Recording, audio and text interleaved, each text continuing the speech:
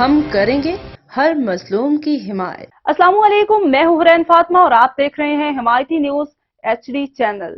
نظر ڈالتے ہیں آج کی اہم خبروں پر۔ وزیراعلیٰ پنجاب نے MPs کو تنوروں کی مانیٹرنگ کا ٹاسک سونپ دیا۔ ہر شہر میں موجود انشاءاللہ سستی روٹی اسکیم شروع کر دی گئی ہے۔